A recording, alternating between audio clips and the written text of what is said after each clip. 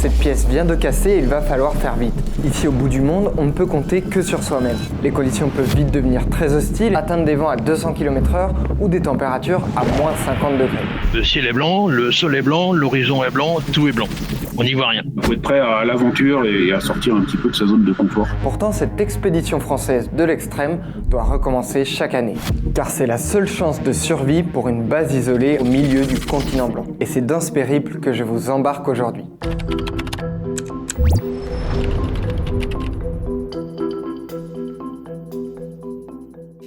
Imaginez, c'est la tempête. Un froid intense vous mord les joues. Vous tentez tant bien que mal de remonter ce convoi pour vous mettre à l'abri. Des fois, le blizzard est tellement épais que vous tendez votre bras et vous voyez pas votre main. Et il faut se mettre à l'abri, on n'a pas le choix. S'éloigner, même à quelques mètres de ces véhicules, peut signifier s'égarer à jamais. Plusieurs centaines de kilomètres vous séparent de toute vie humaine. Mais vous avez une mission, continuer la route, car au bout du monde, d'autres humains dépendent de vous. J'en profite pour vous rappeler que pour ne rien rater de nos vidéos, n'oubliez pas de vous abonner à la chaîne YouTube de Brut. Nous sommes en plein hiver en France métropolitaine, mais ici, c'est l'été polaire. Le raid est en pleine préparation avant son départ. Il faut faire attention à ne rien oublier, car loin de tout, un petit problème peut vite tourner à la catastrophe. C'est un terrain, évidemment, où il n'y a pas de routes qui sont tracées. Lui, c'est Patrice Godon, et c'est l'un de ceux qui ont développé cette incroyable expédition. Pour bien comprendre le périple qui nous attend, remontons au début des années 1990. Nous sommes en Antarctique, le continent le plus éloigné des autres et le plus difficile d'accès. La France vient alors de décider d'installer une base permanente au milieu de ce gigantesque désert blanc. Ici, il n'y a aucun animal et la température peut atteindre les moins 80 degrés en hiver. À l'époque, seules 2 bases bravent ces conditions toute l'année, une russe et une américaine. Pour implanter la base Concordia, ici au Dôme C, la France, en partenariat avec l'Italie, doit trouver un moyen pour acheminer les matériaux. Donc il a fallu développer en parallèle du projet de station un système de transport. Le truc, c'est qu'entre le Dôme C où doit s'installer Concordia et Dumont-d'Urville, la station côtière française la plus proche, il y a plus de 1100 km. Et il faut traverser l'un des environnements les plus hostiles de la planète. D'ailleurs, perso, je pensais que l'Antarctique était assez plat. Mais en fait, entre la côte et le lieu visé pour Concordia, il faut monter plus de 3200 mètres de dénivelé. Et c'est quand même l'équivalent des 2/3 du Mont Blanc. Pour l'époque, ce trajet représente un incroyable défi technique et humain. Donc il y avait 2 choix à l'époque, c'était soit livrer le matériel par avion, c'est ce qu'ont fait par exemple les USA avec Pôle Sud, à la différence de Vostok qui par exemple a été monté uniquement par convoi. Selon cette étude, la voie terrestre est estimée plus fiable et moins coûteuse que l'avion cargo. Selon Patrice Godon, un kilo livré à Concordia par le raid coûte environ 2,5 €. Il reviendrait à environ 6 € avec des avions lourds, donc 2 à 3 fois plus. Par avion, c'était vraiment trop cher et en plus, la France ou en Europe, il n'y avait pas d'avion à ski gros porteur. Et c'est dans ce contexte que va naître le raid polaire. À partir de la fin des années 1990, les premiers raids doivent permettre la construction de Concordia. Et depuis 2005 et l'ouverture de la base permanente, les raids ont essentiellement pour but de ravitailler la base. Nous voici donc juste avant le départ d'un de ces raids. À quelques kilomètres de Dumont-d'Urville, une autre station qui s'appelle Robert Guillard. C'est ici qu'arrive en bateau le gros du chargement à acheminer à Concordia. Comme c'est qu'un maillon de la chaîne logistique, il faut que les livraisons du raid soient en concordance avec nos livraisons de bateaux qu'on a à la côte du Dumont-d'Urville. Et il faut aussi qu'on livre à temps les chantiers que le Concordia veut lancer pendant l'été. Au moment de cette interview, en décembre 2025, Anthony Vendée est à la tête du 81e raid. Et c'est donc ici que se passe le gros de la préparation. On charge notamment à bord le carburant dont le convoi a besoin pour avancer, mais aussi dont dépend la base Concordia pour se chauffer et produire de l'électricité. On charge aussi du matériel pour les activités de la station. Et bien sûr, les réserves de nourriture nécessaires à passer les longs mois d'hiver à l'isolement et dans la nuit complète. Toute la nourriture, pour un an, est montée comme ça. Parce que le dernier convoi, il faut qu'il arrive, parce que sinon, la station n'a pas de nourriture pour passer l'hivernage. En tout, ça fait 150 à 200 tonnes de cargaison, l'équivalent d'environ 45 éléphants. Je précise que cette station française isolée, elle permet de réaliser des recherches et des expériences que l'on ne peut mener nulle part ailleurs. On y reviendra parce que je trouve ça assez fascinant. En parallèle, les participants du raid, les raiders, se préparent. Ils sont une dizaine. Et puis, le départ est donné. À ce moment-là, un long périple et une succession d'obstacles les attend. Ça y est, pour les non-initiés, les difficultés commencent ici, dès le démarrage. Pour réussir à tirer toutes ces charges, plusieurs véhicules et traîneaux sont reliés entre eux par un câble. C'est un peu comme le tir à la corde, hein. Si on tire chacun son tour, ça marche pas. Bah là c'est pareil, il faut mettre l'effort en même temps pour que le convoi décolle et s'élance. Démarrer se joue donc à quelques secondes près. Trop tôt, c'est risqué de s'embourber dans le sol, et trop tard, c'est risqué de retenir le véhicule de devant. Une fois en route, une nouvelle aventure commence. Dans ces premiers paysages se cachent des crevasses très dangereuses. La calotte glaciaire glisse sur le continent. Donc un premier contrôle à faire, c'est de voir si la route s'est pas déplacée vers des crevasses. Elles sont repérables par hélicoptère. On peut les repérer aussi sur les images satellites. Au fil des années, cela permet de trouver comment braver ces pièges et de tracer un itinéraire qui slalome au milieu. Pour simplifier, on peut le découper en 2 parties principales avec chacune de ces défis, vous allez voir. Dans cette première partie où nous avançons, nous sommes encore relativement proches des côtes. Et c'est là que le mauvais temps est le plus fréquent. En zone côtière, on a 2 raisons d'avoir du mauvais temps. On a les vents de pente et puis on a le mauvais temps qui vient de l'océan. Des vents dévalent le plateau et peuvent dépasser les 200 km/h. Parfois on ne voit pas à 1 mètre. Il a donc fallu trouver des solutions. Vous perdez de la visibilité souvent avec le white-out. Le ciel est blanc, le sol est blanc, l'horizon est blanc, tout est blanc. On n'y voit rien. Donc le principe a été de tester quelque chose en disant si on éclaire plus que le soleil, on va recréer de l'ombre. C'est ce qui s'est passé. Les phares, ce sont des phares de stade. Ils éclairent 2 fois plus que le soleil. Et on éclaire à 10 mètres devant soi, qui permet justement de revoir le sol et de créer des ombres. Alors que le raid continue sa route, plongeons-nous dans sa composition, car rien n'est laissé au hasard. Déjà, il y a en général 3 attelages, et devant 2 attelages, on trouve souvent une dameuse qui ouvre la route. La neige est découpée par le vent. On a une succession de strates qui, la plupart du temps, font autour de 50 cm. Donc, aller faire du convoi sans nivelage, ce n'est pas facile. Ensuite, chaque attelage est tiré par 2 à 3 tracteurs à chenilles.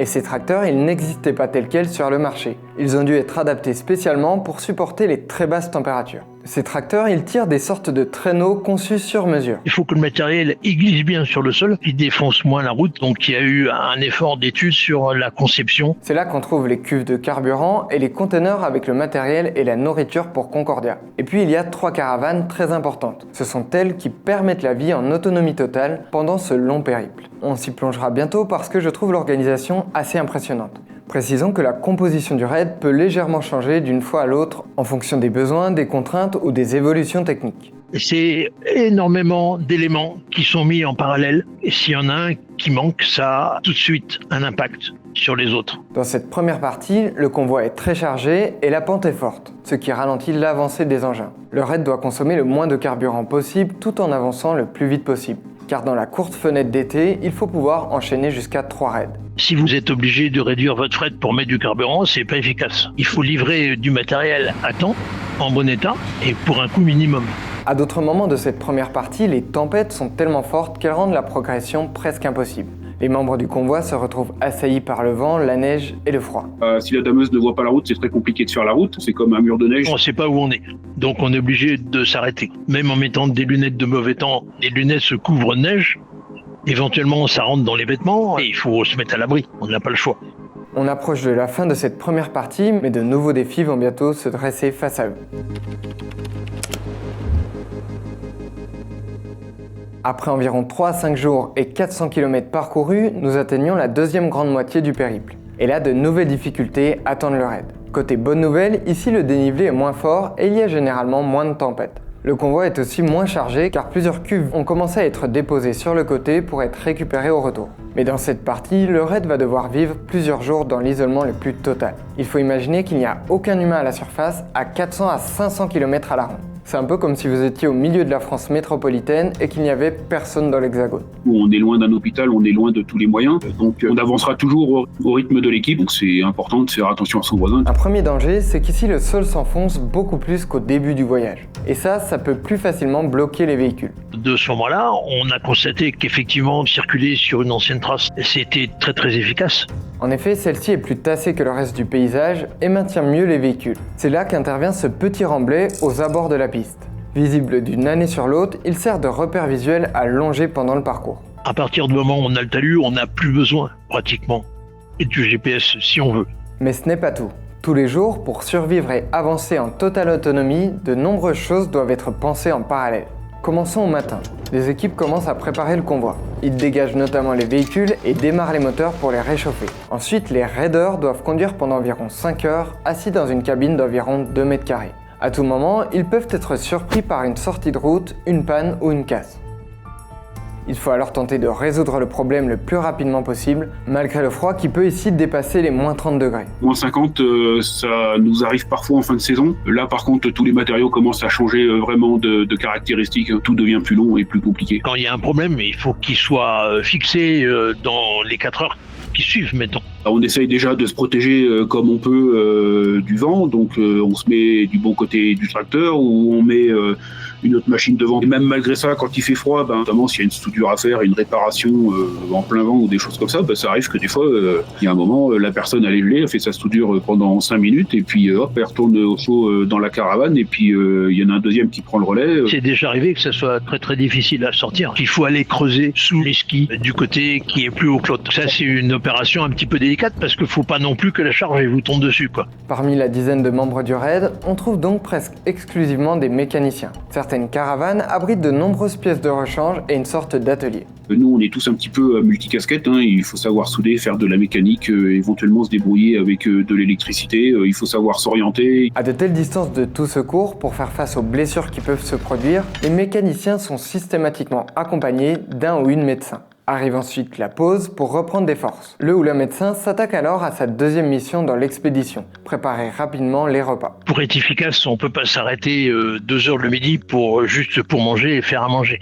Donc on a un système de repas qui sont fabriqués en Australie et on a tout qui est prêt, qui est congelé à l'avance. Après manger, on repart pour environ 5 nouvelles heures de conduite à travers l'immensité blanche. Chacun doit trouver comment s'occuper tout en restant attentif. Quand on est à conduire à 10 à l'heure sur le convoi, que la route est droite, on peut lire. J'enregistrais la radio pendant l'année, des émissions, pour que les gens puissent écouter pendant un mois sans avoir à réécouter la même chose. J'ai inventé le podcast, ouais. Voilà. Certains préféraient simplement écouter de la musique. Le soir, le convoi s'arrête. Les engins viennent se coller perpendiculairement aux caravanes. Cela permet notamment de protéger les raiders qui sortent d'une caravane à l'autre pour éviter qu'ils ne se perdent, mais aussi de protéger l'avant des tracteurs. Les équipes s'attaquent alors à la maintenance et au plein de carburant. Après ça, les raiders se rendent ensuite dans la caravane vie. C'est dans cet espace d'une vingtaine de mètres carrés que se partagent les repas et le reste des moments de vie en collectif. On y trouve une salle à manger, une cuisine et une partie des couchettes pour passer la nuit. C'est une aventure moderne, c'est plus les grands raids du début du siècle dernier même. Mais il faut être prêt à vivre en communauté, à dormir dans une caravane, en chambre de 4, avec un groupe électrogène qui fait un peu de bruit, à avoir froid le matin, à avoir des conditions assez extrêmes. À quelques dizaines de mètres, voici la caravane Énergie. Elle abrite un générateur qui permet l'alimentation électrique des caravanes. Elle permet aussi la production d'eau à partir de neige. L'eau, c'est la neige que l'on met dans un fondoir. Donc elle utilise la chaleur qui vient du groupe. On a considéré dès le début que les gens puissent avoir des conditions d'hygiène aussi qui soient satisfaisantes. Donc sur le raid, on a mis une douche. Après la nuit, il faut repartir car la route est encore longue et on compte sur vous. Après une dizaine de jours et plus de 1100 km parcourus, le convoi franchit les derniers kilomètres qui le séparent de son point d'arrivée, Concordia. Enfin, elle apparaît au loin, cette base du bout du monde. En général, le raid, il est bien accueilli, parce que justement, il amène la nourriture et puis ça crée un peu de distraction. Ici, il fait moins 30 degrés en moyenne l'été et moins 63 degrés l'hiver. Cette base franco-italienne, pour la petite histoire, c'est aussi Patrice Godon qui en a dessiné les plans. Ces deux bâtiments sont de forme cylindrique pour optimiser l'espace et réduire les besoins de chauffage. Et en dessous, des pilotis limitent l'enneigement de la base. À ce moment-là, le raid atteint son premier objectif. Il faut alors procéder le plus rapidement possible au déchargement. En parallèle, les traîneaux sont chargés avec une partie des déchets de la base. Mais pourquoi maintenir une base dans un lieu si isolé ? La France est un pays de tradition scientifique, si on veut. Et si on veut aller de l'avant, le maintien d'une station, que ça soit à la côte ou sur le continent, participe à cet effort. Cette station, elle peut accueillir 70 personnes l'été et 12 à 15 l'hiver. Cette position, très isolée et dans une zone peu polluée notamment, permet à l'Institut polaire français d'accueillir de nombreux travaux scientifiques. Des observations sismiques, des observations spatiales ou encore des observations de la couche d'ozone et du reste de l'atmosphère. Et puis si vous suivez notre série Lucas explique, vous vous souvenez peut-être du récent épisode sur l'histoire des changements du climat. Eh bien c'est notamment ici, en forant la calotte glaciaire sur plus de 3 km, qu'on a pu retracer cette histoire du climat terrestre sur les 800 000 dernières années. Ça a pu montrer la vitesse et l'intensité inhabituelle du réchauffement en cours. D'ailleurs, désormais, les scientifiques espèrent comprendre les dernières 1,5 million d'années. Dernier exemple de recherche, ici on étudie aussi la neige, qui sert notamment à mieux estimer les montées des eaux à venir en fonction du niveau de fonte de l'Antarctique. Pour mener à bien ces études, je précise qu'il existe d'ailleurs un autre type de raids, des raids scientifiques cette fois. Ils sont moins fréquents mais durent plus longtemps et permettent de réaliser différentes mesures à d'autres endroits du continent blanc. Mais revenons à notre raid logistique. Il est temps pour lui de prendre la route du retour. On vient de faire notre travail dans la mesure où on a livré Concordia, mais le raid n'est que moitié fait, il faut rentrer à la côte pour entretenir les machines, entretenir les traîneaux, recharger le prochain raid et revenir avant la fin de la campagne. En chemin, le convoi ramasse au fur et à mesure les cuves de fuel abandonnées au trajet aller. Il reprend l'itinéraire de l'allée à l'envers et retrouve la plupart des obstacles pour espérer ensuite atteindre la station du Mont-d'Urville en moins de 10 jours. Et puis vient la préparation des autres raids de l'été, car il en faut 2 à 3 par an pour tout transporter. Depuis la création, certains aspects du raid ont évolué, mais ça reste globalement la même expédition. La différence, c'est d'abord le GPS qui arrive à vous donner en continu une précision entre 2 et 3 mètres. Donc l'avantage de ça, c'est quand on perd la route de vue, on sait quand même qu'on n'est pas loin. On continue toujours à améliorer, on est passé à une génération de machines suivantes, mais les principes étaient là. Jusqu'à aujourd'hui, donc, 80 raids ont entrepris l'aventure, et malgré tous ces défis, tous ont abouti. L'Antarctique et ce genre d'environnement, ça amplifie les extrêmes. Tout ce qui est déception, ce genre de choses, on peut tomber très bas, et tout ce qui est, pareil, moment de satisfaction et bons souvenirs, c'est toujours assez intense.